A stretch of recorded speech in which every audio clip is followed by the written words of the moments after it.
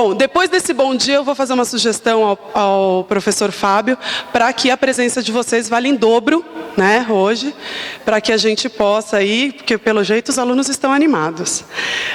Estou aqui hoje com muita alegria, uma grande honra estar aqui em Bebedouro, essa terra de amigos tão queridos, que já havia estado, como a Adriana já falou, né, por ocasião do casamento dela. Foi realmente memorável, né? Ela falou que eu fui a última a sair, mas festa boa é assim mesmo, né? A gente não quer ir embora nunca. E realmente eu fui embora com os noivos. Gostaria de saudar nesse momento a professora Damares, ilustre diretora daqui do IMESB. Muito obrigada pelo convite. Gostaria de saudar o professor Fábio Cagliari, coordenador da Faculdade de Direito aqui do IMESB. Muito obrigada pelo convite, pela recepção carinhosa. Fico muito feliz de estar aqui. E assim que vocês nos tratam tão bem que a gente vai querer voltar toda hora, né? Isso é complicado, porque Bebedouro não é tão perto de São Paulo, e aí o coração fica dividido. Mas fico feliz e agradeço todo esse carinho.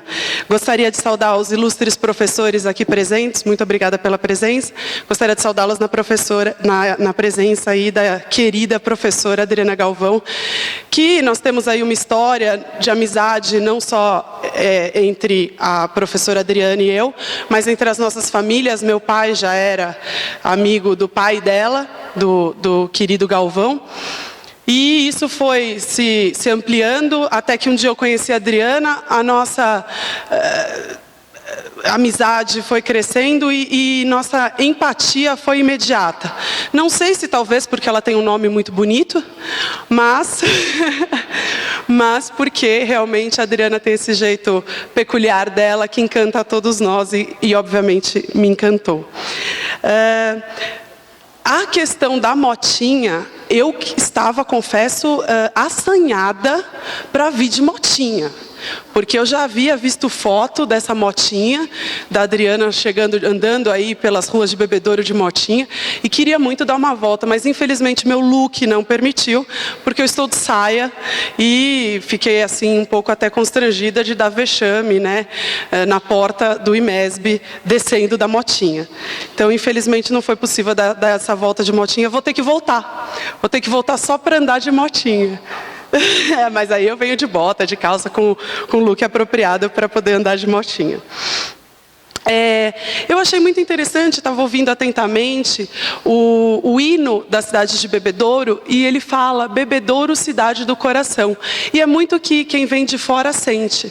É esse amor, é esse carinho, é essa receptividade dos cidadãos aí de Bebedouro, que nos recebem com tanto carinho, que a gente sente realmente isso, que vocês nos recebem de coração. Muito obrigada a todos e por essa recepção. Hoje, nós vamos falar um pouquinho sobre La Casa de Papel. Vamos fazer uma análise, um exercício, na verdade, de análise dos principais crimes cometidos na série.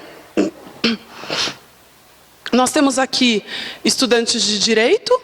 Quem que é estudante de Direito? Nossa, bastante, legal.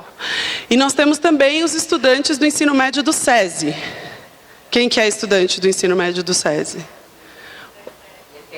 E do ETEC também? Quem que é do ETEC? Legal. Sejam todos bem-vindos. Muito obrigada pela presença. E eu fico aí muito feliz de estarem todos aqui. Saúdo a todos vocês e peço vênia para saudar na pessoa da Eire, que me recebeu com tanto carinho, com tanta simpatia. Já tinha ouvido falar dela em outras ocasiões, porque já havia recebido meu irmão aqui em Bebedouro também, com muito carinho.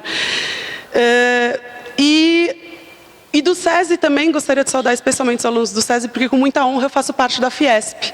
Estou lá em São Paulo, trabalhando na diretoria do Comitê do Jovem Empreendedor. Então, fico feliz de ver o trabalho da Fiesp concretizado aí nos ensinos de vocês, aí no SESI. Eu vou falar algumas coisas mais para o direito, mas vocês vão entender, e eu espero que eu assanhe vocês, que eu provoque vocês, principalmente alunos do ensino médio, para que um dia venham a dizer: eu fui fazer direito porque a professora Adriana deu uma palestra lá no IMESB, e eu fui assistir, e aí eu percebi que o direito era legal. E mais do que o direito, vocês vão entender aqui, me desculpem, me perdoem aí os professores das outras áreas, mas o direito penal é a matéria mais legal de todas. E aí os estudantes vão ter que concordar comigo, né? É a mais interessante da faculdade, é aquela que provoca a todos. E eu estava comentando até com o professor Fábio que nós somos os advogados criminalistas, os promotores, os juízes que atuam nessa área do direito penal, nós somos os mais legais. Por quê? Com muita humildade, porque quando a gente senta na mesa de bar e vai conversar na roda de amigos, o que acontece? Justamente a gente começa a contar a história do nosso caso, do cliente que foi esquartejado, do outro que foi estuprada, né? da moça que foi estuprada, tal. E todo mundo se interessa, inclusive, professora Damares, as pessoas de outras áreas, né? Fala, olha que interessante, que legal. Desculpa, mas não tem nenhuma, não é tão legal assim, e aí me perdoe o professor de Direito do Trabalho, o cálculo do 13º proporcional, né? Então, não dá para sentar aí na mesa de bar ou no jantar com os amigos e falar, mas eu fiz um cálculo hoje de 13º proporcional incrível, preciso contar para vocês. Não dá. Então, realmente, o direito penal é a matéria mais legal. E por que a gente teve a ideia de fazer essa análise dos crimes de La Casa de Papel? Foi uma série que teve uma grande repercussão, uma série muito interessante, todo mundo que assistiu gostou, o enredo é muito envolvente. E aí a gente fez esse exercício de análise dos principais crimes cometidos na série. Mas esse exercício é para que vocês aprendam o direito penal ou tenham contato com ele de uma forma lúdica, né, como uma brincadeira, e que isso seja transmitido para outras oportunidades. Então, para quando eu estava comentando, para quando vem um amigo e fala, você não sabe, eu fui roubado lá na porta do IMESB. E aí o estudante de direito vai falar, mas você foi roubado? Fui, mas tinha arma. Não, não tinha, eu estava saindo, o rapaz passou, pegou o meu celular e saiu correndo. Isso é roubo? Olha que legal. Então a gente já começa a fazer o exercício. Não, mas não é roubo. Então você não foi roubado, você foi furtado. Sabe por quê? Porque não teve ameaça, né? Então aí a gente vai começando já a fazer o exercício do estudo de direito penal. No dia a dia, na novela. Quem está assistindo a novela aí, né, Dona do Pedaço? A Maria da Paz matou. Matou não, deu um tiro no Regis, no Janequine, né? E aí, o que foi? Foi tentativa de homicídio? Foi lesão corporal? A gente passa a analisar em todos os aspectos da nossa vida, tudo a partir do âmbito do direito penal. Um filme que vocês venham assistir, que vocês façam essa análise. Uma outra série, tem uma série muito interessante que a gente está para fazer também a análise, é aquela série You. Quem viu a série You aqui? Do Stalker, que vai atrás da menina, tal. Também é muito legal, fica a dica aí para assistirem. E é uma série que tem uma análise profunda de aspectos do direito penal também. Então, olha que legal, olha quantas possibilidades a gente tem para fazer esse exercício de análise do que vem acontecendo. Só para situar, eu acredito que... Quem aqui viu a série? Quem não viu? Pouquíssimas pessoas, mas vocês irão entender, porque a gente vai explicando o contexto e vai dar para acompanhar numa boa. Mas para quem não viu, só para situar, a série La Casa de Papel se tornou um fenômeno mundial, é uma série espanhola, que apresenta aí uma trama de assalto cheia de reviravoltas, de estratégias, e ela conta a história de um grupo de assaltantes que, reunidos pelo gênio do crime, que é o professor, elabora um plano de roubo à Casa da Moeda espanhola. A ideia deles era justamente se infiltrar na Casa da Moeda e imprimir 2,4 bilhões de euros em cédulas de dinheiro. E eles fabricam nessa série o dinheiro do roubo. É bem legal a maneira como eles estruturam a série e tudo. Vale a pena assistir para quem ainda não viu. Pode passar, por gentileza? Então, a título de introdução, eu vou explicar o seguinte. A análise que nós iremos fazer, ela é feita com base na legislação brasileira. E por que é importante a gente ressaltar isso? porque a série é espanhola e, por vezes, algumas atitudes que foram praticadas na série sequer são crimes na Espanha. Mas a gente vai olhar com olhos da legislação, do ordenamento jurídico brasileiro. Então, para que a gente possa efetivamente fazer uma análise muito mais proveitosa para todos vocês. A análise também vai levar em conta os crimes praticados isoladamente. A gente não vai fazer aí uma situação de crime meio para crime fim, para poder excluir a prática do crime, para que a gente possa fazer uma análise maior e mais abrangente. E as condutas analisadas são as condutas dos personagens da série do bando criminoso. A gente não vai analisar as condutas dos policiais, porque senão ia ampliar demais essa análise, a gente ia ter aí uma situação de... Não iremos analisar a fundo, mas para fins da terceira temporada eu vou mencionar a conduta dos policiais, que eu acho importante, mas não faremos a análise profunda da conduta dos policiais.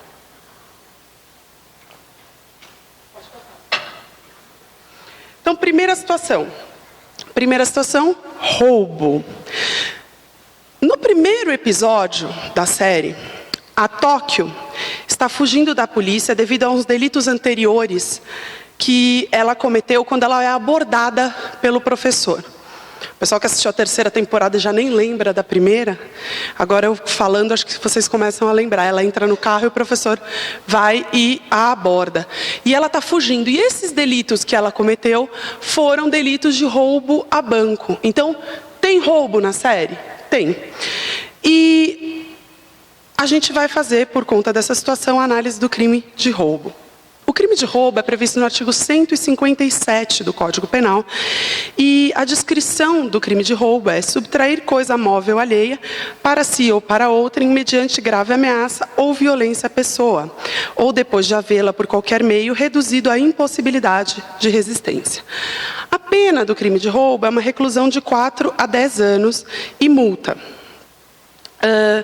O parágrafo 2º vai trazer que a pena vai se aumentar de 1/3 até a metade se há concurso de 2 ou mais pessoas, né? Se a gente tem mais de uma pessoa cometendo roubo. Era o caso da Tóquio nessa situação, então a gente pode falar que tem o crime de roubo. Mas mais do que isso, o ponto central da trama, quando as pessoas apresentam a série, as pessoas falam, não, é uma série onde há aí o roubo ao banco... rouba a Casa da Moeda da Espanha, né? E aí, realmente, diz respeito à série a um roubo de bilhões de euros da Casa da Moeda? Tecnicamente, a gente pode falar que houve a subtração de coisa móvel alheia? E aí a gente começa a fazer essa análise um pouco mais profunda, porque eles entram na Casa da Moeda e eles não roubam o dinheiro pronto, eles fabricam as notas. E ao fabricarem as notas, seria uma coisa móvel alheia, essas notas fabricadas? Então, a conclusão a que se chega é que, na verdade, o roubo em questão não foi do dinheiro em si, mas dos insumos que foram utilizados na fabricação do dinheiro, porque o papel não era deles, a tinta não era deles. Então, para isso, eles acabaram subtraindo os insumos e a gente pode falar que houve sim um roubo na série nesse aspecto. A papel moeda, a tinta, o material utilizado para produção das notas. E também a pena vai aumentar-se de 2/3 se a violência ou ameaça é exercida com o emprego de arma de fogo. E a gente tem o emprego de arma de fogo na série, em diversos momentos. Também, se dessa violência resultar uma lesão corporal grave ou morte, nós teremos penas bem drásticas, bem altas aí, no parágrafo 3º. E também, em alguns aspectos, a gente vê que houve o resultado de lesão corporal e de morte na série.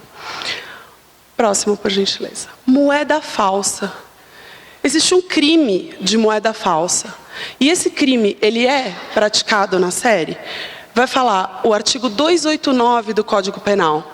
Falsificar, fabricando-a ou alterando-a moeda, fabricando ou alterando a moeda metálica ou papel moeda de curso legal no país ou no estrangeiro. A pena é uma pena de reclusão de 3 a 12 anos e multa.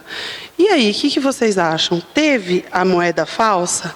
Justamente, o que acontece para a gente falar que o crime foi cometido, que o crime foi praticado ou não?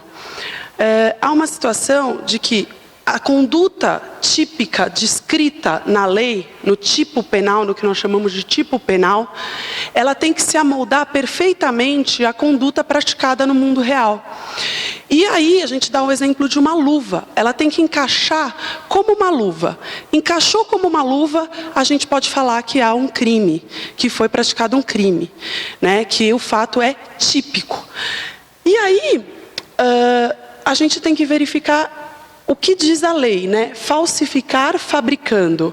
Moeda metálica não é o caso, mas papel moeda de curso legal no país. E foi exatamente o que eles fizeram. Eles falsificaram e fabricaram, não falsificaram não, eles fabricaram um papel moeda, no caso euros lá na série, né? De curso legal no país. Então, a gente pode falar que sim, que houve o crime de moeda falsa. Parágrafo 3º vai falar que é punido com reclusão de 3 a 15 anos e multa o funcionário público ou diretor, gerente ou fiscal de banco de emissão que fabrica, emite ou autoriza a fabricação de emissão de papel moeda em quantidade superior à autorizada. De fato, a emissão de papel moeda na série foi em quantidade superior à autorizada e mais do que isso, sequer foi autorizada. E o diretor, quem era o diretor? Vocês lembram dele? Um personagem tão querido por todos nós? O Arturo, o Arturito, né? A gente vai chamar de Arturito porque a gente é íntimo dele. Todo mundo assistiu a série, já, né, tem aquela intimidade com o Arturo. É o Arturito. E ele era o diretor. E se ele permitiu, no caso, a emissão de papel moeda em quantidade superior à autorizada, ele vai incorrer no parágrafo 3º, inciso 2, do artigo 289. A situação dos reféns, e aí a gente tem umas figuras, né? Será que em relação aos reféns, a gente teve algum crime? Vocês conseguem cogitar algum crime? Sequestro e cárcere privado, artigo 148. E aqui é importante fazer uma diferenciação, porque o artigo 148 fala do sequestro e do cárcere privado de uma maneira única, né? Ele fala privar alguém de sua liberdade mediante sequestro ou cárcere privado. Então, sequestro vai ser uma situação e cárcere privado será outra. Então, sequestro é uma privação da liberdade menos intensa, num ambiente maior, num ambiente mais amplo.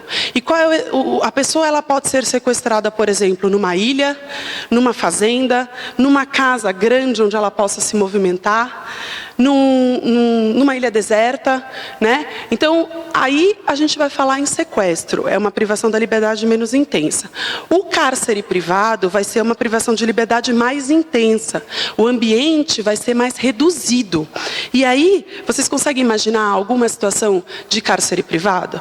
É aquela pessoa que é presa, por exemplo, num quarto, num banheiro, num armário. Aí a gente não fala em sequestro, porque não há movimento. E nessas situações, a pessoa está em cárcere privado. Quando a pessoa está, por exemplo, também presa num porta-malas de um veículo. E aqui é importante diferenciar o sequestro, que a gente fala do artigo 148, que é essa privação da liberdade, do popular sequestro, que as pessoas comentam ou sai no jornal que fulano foi sequestrado. A situação do fulano foi sequestrado não é o sequestro do 148. A situação, fulano foi sequestrado, é uma situação da extorsão mediante sequestro, do 159. Por quê? Porque o 159 vai falar sequestrar pessoa com o fim de obter para si ou para outra em qualquer vantagem, como condição ou preço de resgate. Então, esse sequestro que as pessoas são sequestradas e que pedem um resgate para a liberação é o artigo 159. Na verdade, não chama sequestro o crime, chama extorsão mediante sequestro. E o sequestro que a gente está falando aqui é justamente da situação de privação de liberdade. A pena vai ser também de reclusão de 2 a 5 anos, ou seja, ela vai ser aumentada, se a vítima é ascendente, descendente, cônjuge ou companheiro do agente, ou maior de 60 anos. E a gente verificou aí que tinha até um senhorzinho, né, refém. Então, a gente tem situações de pena mais grave, porque reféns havia reféns com mais de 60 anos. Também, se a privação de liberdade dura mais de 15 dias, a gente vai ter essa situação da pena aumentada. Se o crime é praticado contra menor de 18 anos... Tinha menor de 18 anos? Tinha. Vocês lembram que tinha os estudantes todos lá dentro, que acabaram ficando reféns, inclusive a filha lá do embaixador? Então, você vai ter essa situação da pena de reclusão de 2 a 5 anos, por conta do sequestro dos reféns. E é sequestro ou é cárcere privado? Porque justamente os reféns estavam presos, tinham a privação de sua liberdade, mas podiam circular dentro da casa, não estavam num ambiente com uma maior privação de liberdade. Agora a gente vai analisar um pouquinho a questão da associação criminosa e da organização criminosa. Tanto em uma situação como em outra, trata-se de um grupo de pessoas que vai se unir para o cometimento de crimes, tanto na associação quanto na organização. A associação criminosa, e são situações diferentes que a gente vai falar aqui. A associação criminosa é o antigo crime de quadrilha ou bando. E na associação criminosa, você tem a associação de 3 ou mais pessoas que se unem para o fim específico de praticar crimes, tá? E no parágrafo único vai falar que a pena é aumentada até a metade se é armada, né? Se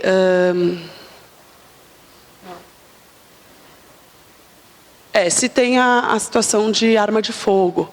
E a gente tem no 288 a prática da associação criminosa dentro da série, e se aplica a associação criminosa, vai se aplicar com essa situação da pena aumentada, justamente por conta da utilização de arma de fogo. Por outro lado, a organização criminosa, ela vem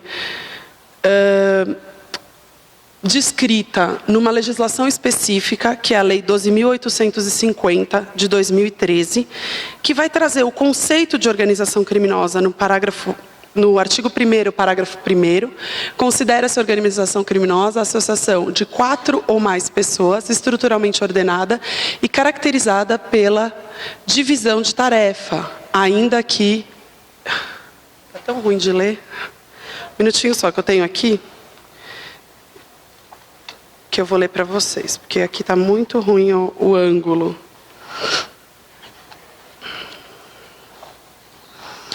Quatro ou mais pessoas estruturalmente ordenada e caracterizada pela divisão de tarefas, ainda que informalmente, com o objetivo de obter, direto ou indiretamente, vantagem de qualquer natureza, mediante a prática de infrações penais cujas penas máximas sejam superiores a 4 anos ou que sejam de caráter transnacional. Então, a primeira diferenciação entre associação criminosa e organização criminosa é que a associação criminosa se dá com 3 ou mais pessoas e a organização criminosa se dá com 4 ou mais pessoas. Então, na leitura rápida do conceito, a gente já percebe essa diferenciação. O crime de organização criminosa vai estar previsto no artigo 2º, que é promover, constituir, financiar ou integrar, pessoalmente ou por interposta pessoa, organização criminosa. E aí a gente vai ter um fenômeno que a gente chama no direito penal de lei penal em branco. Porque o que é promover, constituir, financiar ou integrar, pessoalmente ou por interposta pessoa, uma organização criminosa? Se a gente não souber o que é organização criminosa, a gente não consegue saber o que é o crime. Eu integro uma organização criminosa, eu integro o quê, afinal? O que eu preciso integrar para poder praticar o crime? Então, justamente vem o artigo 1º, parágrafo 1º, definindo o que é organização criminosa, completando o tipo penal do artigo 2º, para que a gente possa entender do que se trata uma organização criminosa.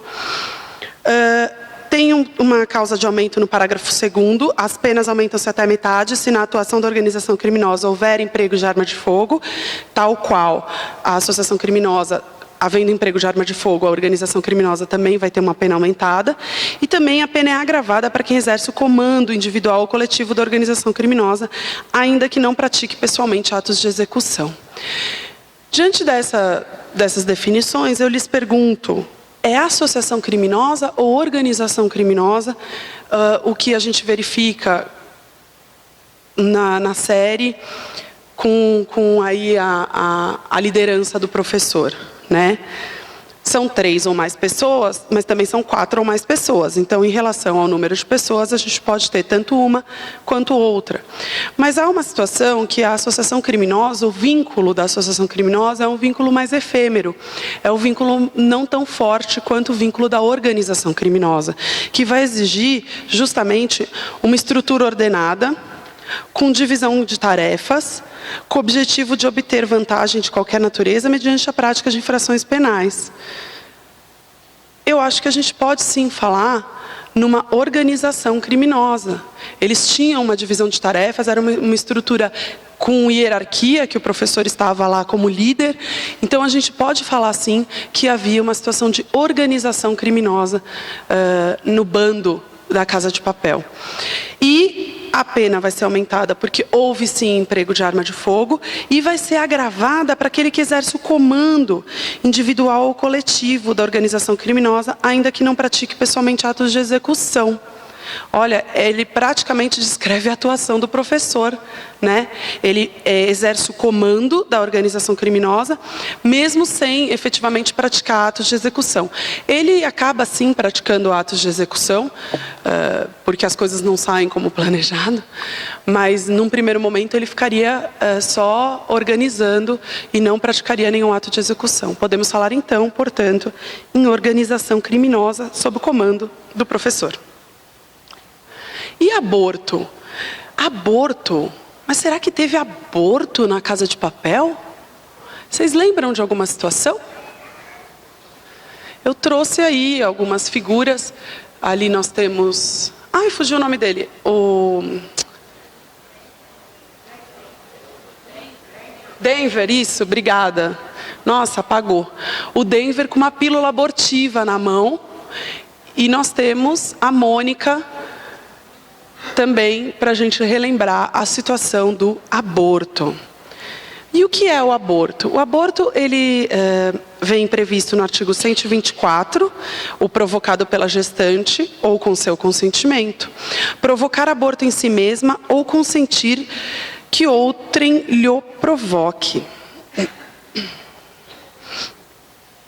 E houve aborto, né? Na Espanha, é importante aqui ressaltar que as possibilidades, desde 2010, as possibilidades de aborto foram ampliadas.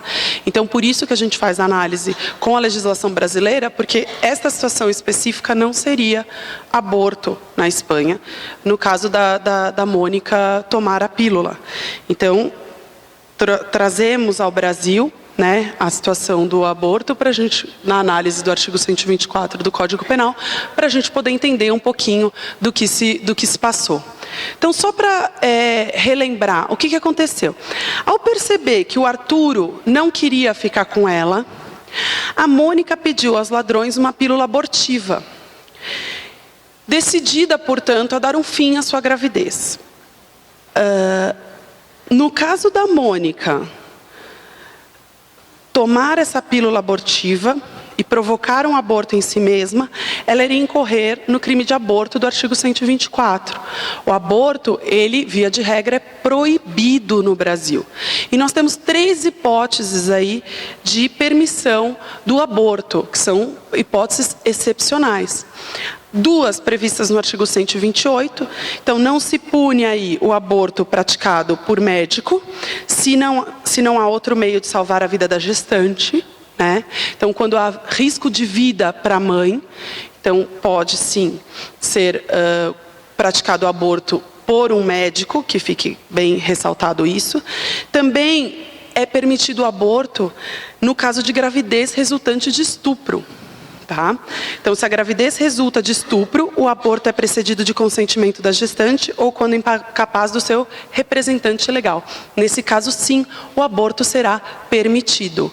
E tem mais uma hipótese que foi permitido o aborto através da ADPF número 54 pelo Supremo Tribunal Federal, que foi a interrupção da gravidez do feto quando o feto é anencéfalo. Então essas são as 3 hipóteses excepcionais de aborto. Mas quando vocês forem perguntados, o aborto é permitido no Brasil? Então aí vocês explicam, via de regra, não, o aborto é proibido, porque nós temos um tipo penal que pune o aborto. Mas nós temos 3 situações excepcionais, que eu acabei de contar para vocês, nas quais o aborto não será punido. Nessa situação, essas 3 situações excepcionais, no contexto da série La Casa de Papel, estava presente alguma dessas situações? O feto era anencéfalo? Ela foi estuprada? Havia risco para a mãe naquele momento? Para a Mônica? Não. Então, cometeu o aborto, praticou o crime do artigo 124. Mas, pode mais um, por favor. O que a gente observou nesse caso concreto? A Mônica tomou a pílula abortiva, vocês se recordam? Exatamente, ela não toma a pílula abortiva. Então, ela não pratica o aborto. E que fenômeno acontece, portanto, numa situação dessa? O fenômeno da desistência voluntária. A desistência voluntária vem prevista aí, junto com o arrependimento eficaz, no artigo 15 do Código Penal. E vai falar, o agente que voluntariamente desiste de prosseguir na execução, só responde pelos atos já praticados. Isso é a desistência voluntária. E o arrependimento eficaz é aquele que impede, o agente que impede que o resultado se produza, o efeito é o mesmo. Ele também só vai responder pelos atos já praticados. Então, a gente tem uma situação de desistência voluntária, porque voluntariamente ela não toma a pílula abortiva, ela desiste de prosseguir na execução e ela só vai responder pelo ato já praticado. E qual foi o ato já praticado? Ela pegou a pílula na mão. Ela pediu uma pílula abortiva e pegou a pílula. Isso é crime? Não. Então, ela não vai responder por nada. Deu para entender? Ficou fácil? Teve alguma outra situação de desistência voluntária que a gente pode também estampar aí na série? Teve. Teve a situação, essa cena, vocês vão se recordar, porque é uma cena muito marcante. O professor vai até a casa da Raquel e coloca um veneno no chá da mãe dela. Vocês lembram disso? E a mãe dela morre? Não. Por quê? Porque a hora que ela vai tomar, ele joga longe a xícara. Na hora que ele joga longe a xícara, ele está justamente, voluntariamente, desistindo de prosseguir na execução. Foi uma situação de desistência voluntária muito clara ali. E ele vai responder pelos atos já praticados. E qual foi o ato praticado?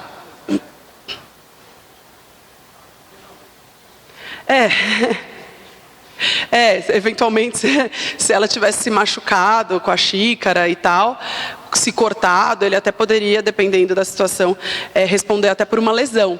Mas não foi o caso. Ele conseguiu salvar a vida da mãe da Raquel, se arrependeu a tempo. E houve também uma situação de desistência voluntária. Olha que interessante, né? Vocês nem sabiam que isso tinha nome, mas tem. Agora, se ela tivesse tomado um golinho, por exemplo, do chá envenenado, e não tivesse morrido, mas tivesse causado aí algum mal-estar também no organismo, no estômago, alguma coisa assim, ele iria responder pelos atos já praticados. E ele iria responder nessa situação, dependendo do âmbito. Ela poderia até quase morrer, ela poderia ter uma lesãozinha leve. Aí a gente verifica o que aconteceu para que ele responda pelos atos já praticados. Próxima, por gentileza. E esse aqui, quem está aí? nós temos o Helsinki, né? O que aconteceu com o Helsinki? Ele justamente tomou uma paulada na cabeça dos reféns.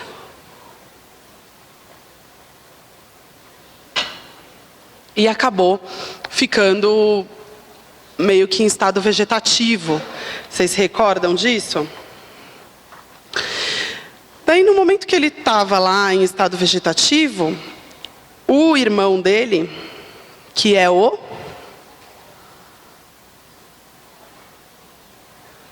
Ninguém lembra o nome do irmão do Helsinki? É primo, né? O Oslo. É primo ou é irmão? Agora eu esqueci. Irmão, né?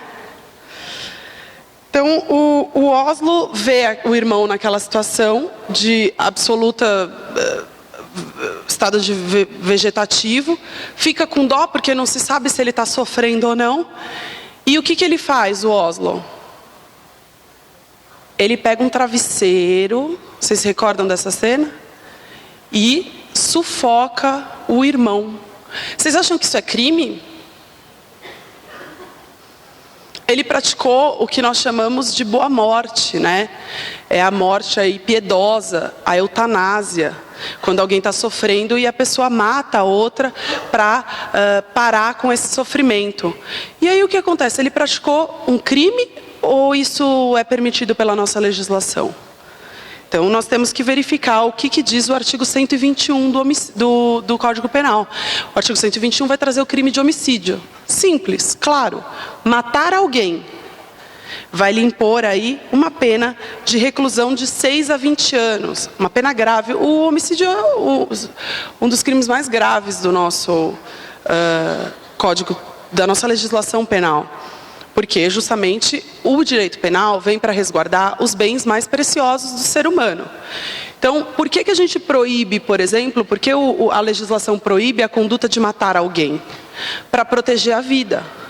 Por que é proibido no crime de roubo a conduta de subtrair coisa alheia móvel? Para proteger o patrimônio do indivíduo.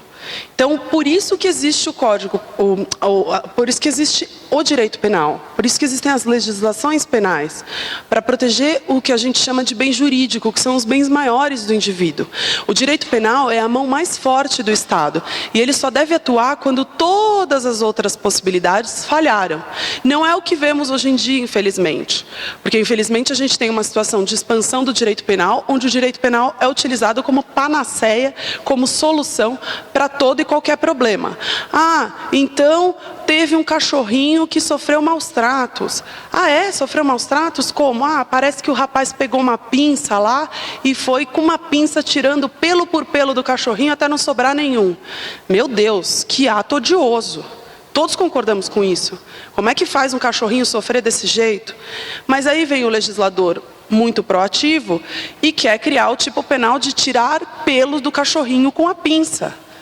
Esquecendo, por exemplo, que nós já temos um crime de maus tratos na legislação ambiental, que pune o maus tratos em sentido amplo. Não precisa ter uma lei específica para punir quem tira com a pinça, com o barbeador, com o que quer que seja, desde que cause maus tratos àquele animal. Então, é importante que a gente tenha essa análise crítica da utilização do direito penal de maneira ampla, de maneira expansiva, de maneira exacerbada. Não há essa necessidade. Voltando aqui, então, à análise do homicídio. O Oslo cometeu o homicídio, porque ele matou alguém, ele matou o Helsinki. E mais, ele mata o Helsinki, não é um homicídio qualquer, com a pena de 6 a 20 anos, um homicídio simples. O homicídio dele é qualificado. A pena vai ser de 12 a 30 anos. Né? Justamente o artigo 121, parágrafo 2º, inciso 3. Com emprego de veneno, fogo explosivo, asfixia. Olha aí.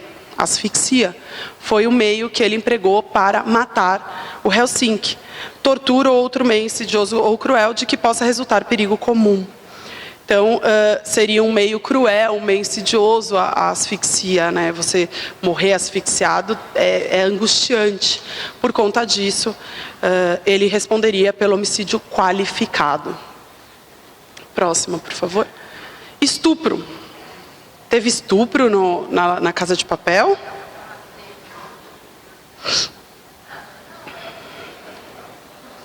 Estou vendo as opiniões divididas, né? O que aconteceu? O Berlim, eu pus a foto aí do Berlim e da Ariadna.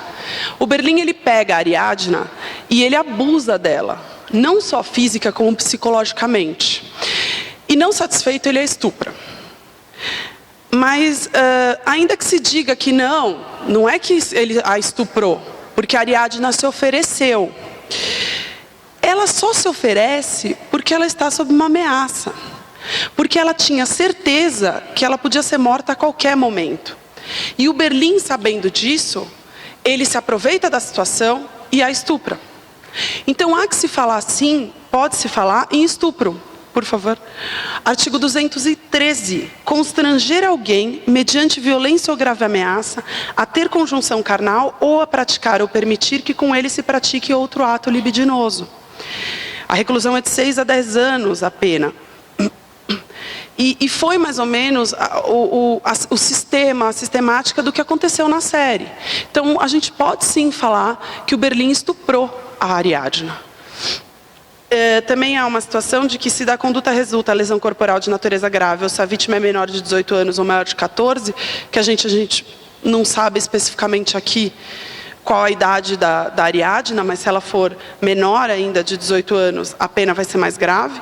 E se da conduta resultar a morte, a pena é muito grave, é de 12 a 30 anos, de uma pena de reclusão.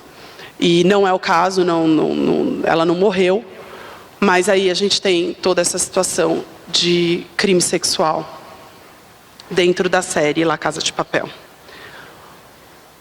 E esse aconteceu muito. Porte de arma de uso permitido. E que armas foram essas? Aí a gente tem a foto da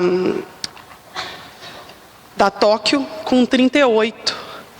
E esse momento é o momento em que a Tóquio ameaça o Berlim. Vocês lembram, no banheiro?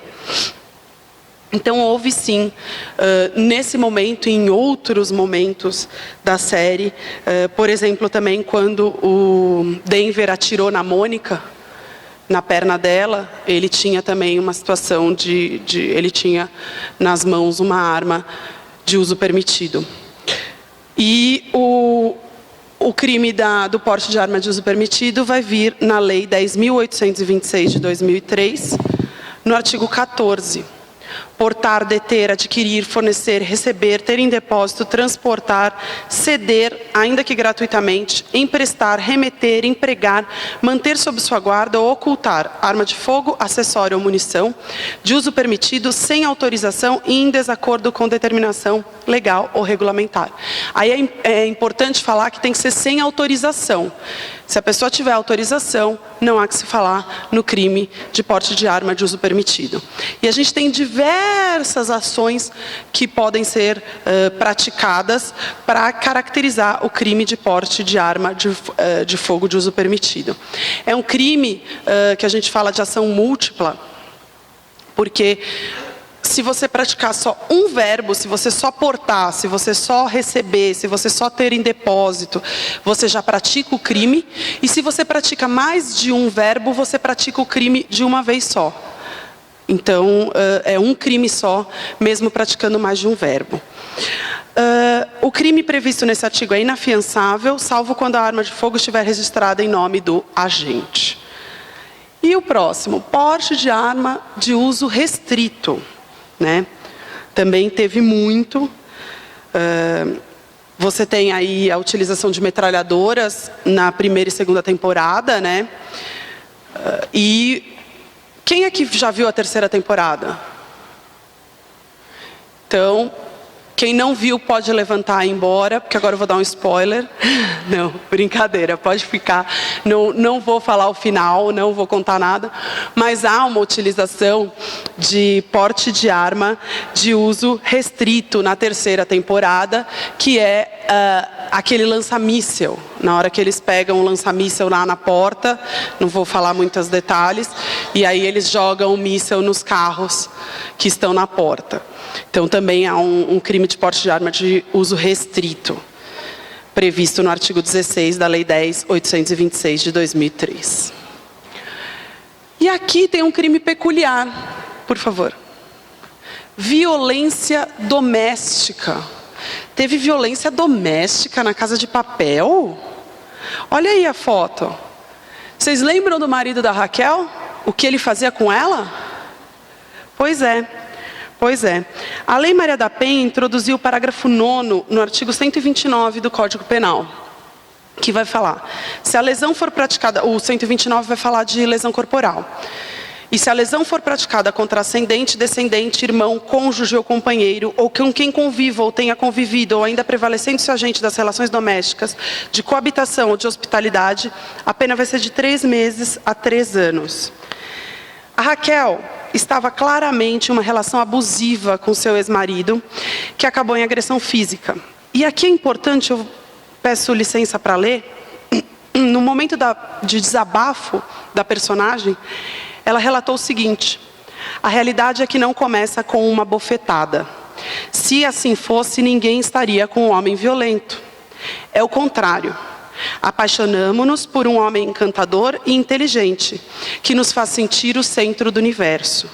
E quando ele nos pede que troque a foto de perfil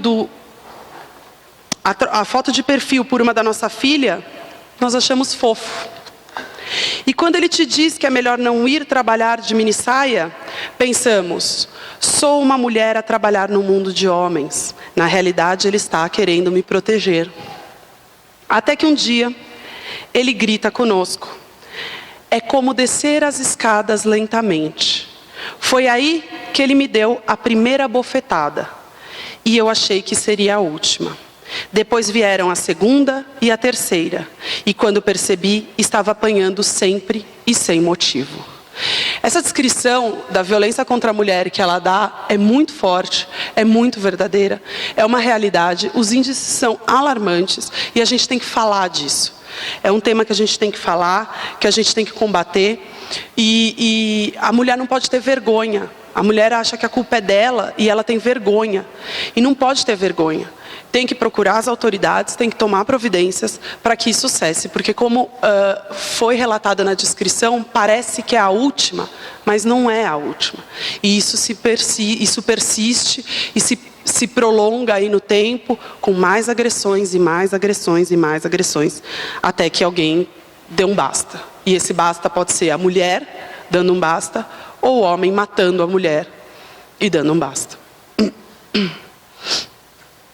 Então, sim, nós tivemos, olha que interessante, violência doméstica relatada até pela personagem no La Casa de Papel. Tortura. Teve tortura? Olha essa foto. Quem é? Nosso querido Arthurito, lógico.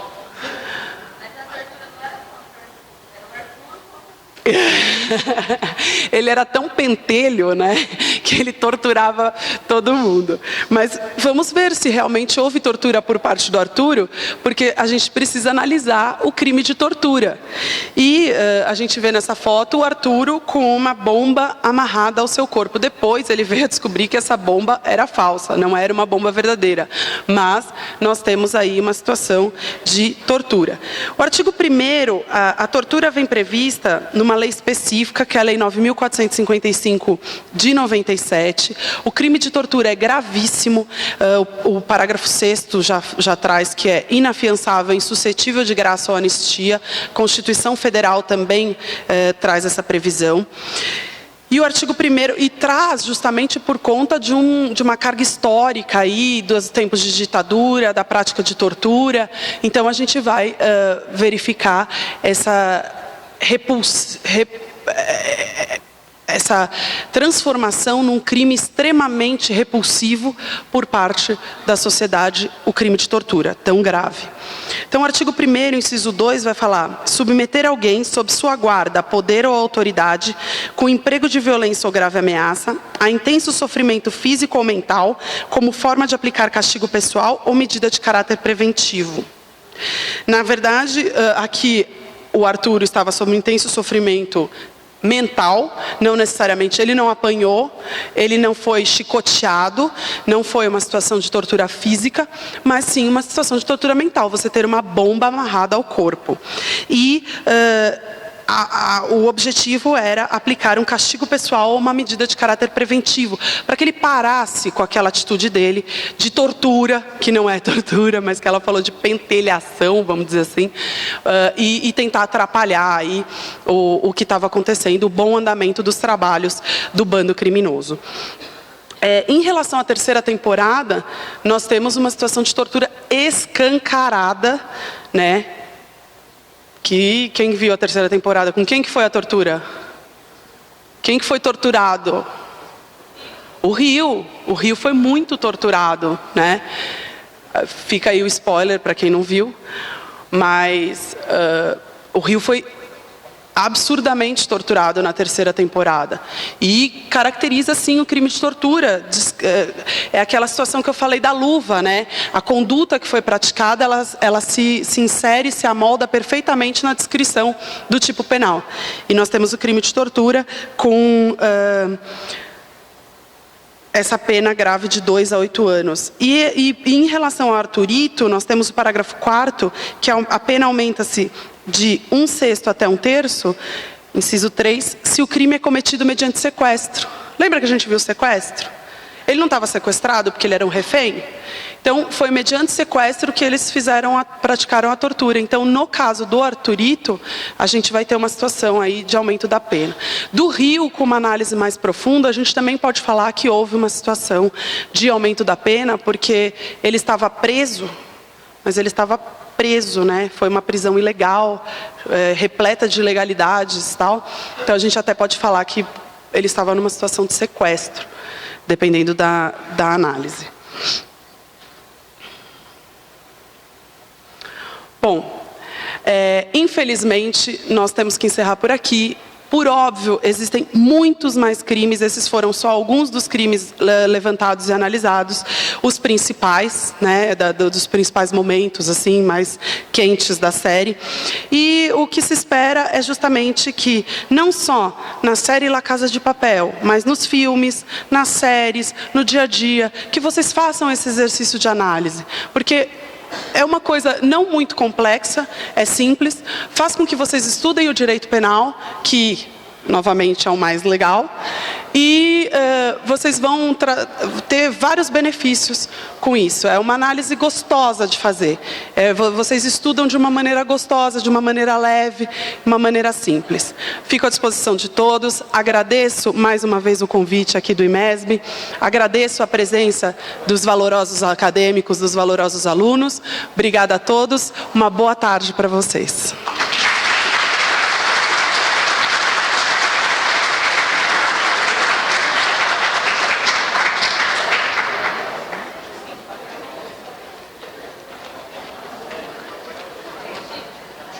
Lindo, né?